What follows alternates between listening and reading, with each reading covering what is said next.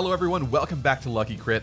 Today we got a nice little surprise with a brand new trailer focusing on the Blue Lion students in Three Hopes.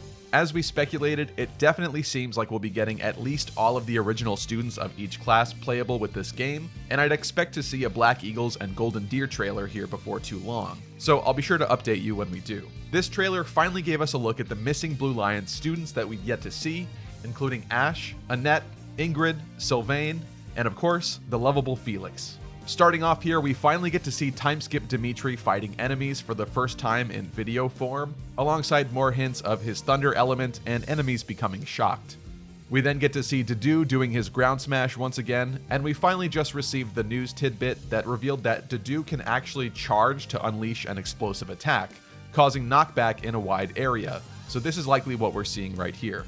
One of Dadu's attacks here has a fire element to it, and we kind of barely caught a glimpse of that before. I was going to include it, but ultimately didn't in the last video because I just wasn't completely sure if those few frames that I saw were actual fire, but it seems very likely at this point that fire could be his main element. At the very least, it's definitely the element of this attack.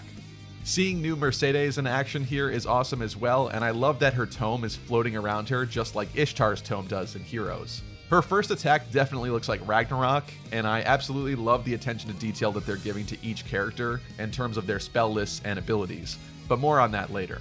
Next we get our first looks at Timeskip Ash, and he has definitely discovered conditioner, as his hair is absolutely fluffier than it was in Three Houses. Golden Root and Happy Ending confirmed. They have conditioner now. It's still very fitting for him though. His new outfit is also very reminiscent of his original monastery outfit, and it also retains the hood like his old Timeskip outfit did as well. However, this time with the gold elements on him, the gold plates, it does actually really look like that old gold and black monastery outfit. So that's kind of interesting too. I will say that a lot of his attacks look almost identical to how bow users would attack in the first Warriors game, so you can absolutely still see the bones of that game shining through here quite a bit. But something new to focus on here is that one of his attacks looks like you can rain down arrows out ahead, and you can actually control where exactly they're going to hit with a big movable ground target. So that's pretty cool. Next is finally Felix. He looks way more mature this time around, which is super cool. He also looks more than ever like a true swordmaster or classic samurai type of character with that new ponytail. I'm delighted to find that even his animations harken back to the GBA era, much as some of Lynn's did in the first Warriors. We can see spectral versions of him around as he attacks, somewhat like the old Swordmaster critical hits, and that gives me such joy to see again. I love it. His new jacket and his gloves also reveal that it's quite possible that it was his hand outstretched to Dimitri from that previous trailer shot, but I wouldn't say that it's complete confirmation yet, as this new outfit is also really similar to Rodrigue's jacket and gloves, and I would be hard-pressed not to think that Rodrigue will be in this game too, and probably still retain a similar jacket and glove combo. So we'll have to wait and see. Annette's got a rather cute Rosie the Riveter styled new look with her little bandana, and I was curious to see how they'd adapt the fact that she has an axe relic weapon in Crusher and also a big proficiency in magic.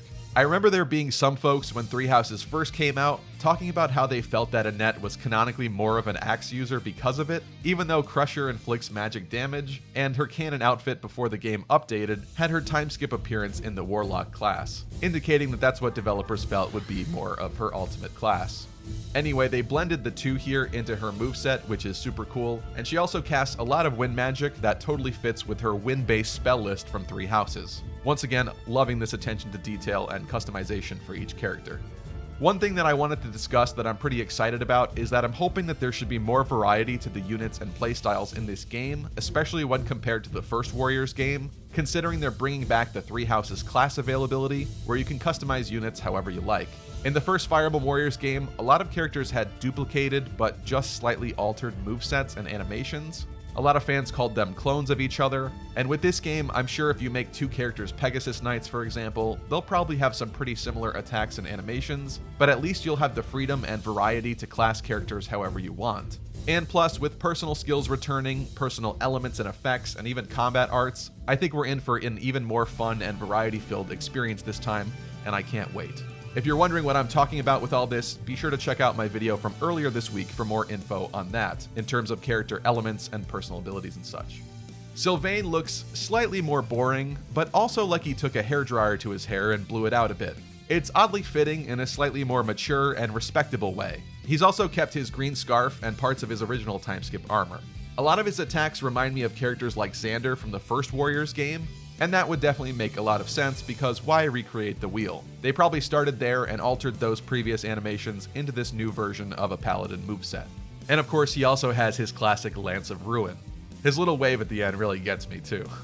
Okay, wow. Ingrid got such a glow up in Three Hopes. She was cute before, but I'm really enjoying this new hairstyle on her. Now, some people online are talking about how they gave her a Karen haircut. I couldn't wholeheartedly disagree more. I really think that this style takes her from boring to interesting, and I have no fear about her ever trying to speak with the manager. She's fine, she's not a Karen, go touch some grass. This hairstyle reminds me of a slightly better Athena hairstyle. Once again, a lot of the Pegasus attacks look quite similar here, but I'm not complaining. It's also very slight, but I think her attacks have the ice element to them, which is once again perfect and on point because her 3 houses spell list was one of the pretty rare ones with ice magic, including Thimble Vetter. We don't know yet what this ice element effect will do. We do know a lot of the other ones though, as we talked about last time. Maybe it'll freeze enemies or something, or slow them down. Be sure to let me know what your thoughts are on all this in the comment section down below if you're excited about this latest news. And if you haven't yet, check out my other video from this week about even more news info related to the game, especially with character elements and such, which I think are going to be super cool. And of course, as always, I'll see you all next time.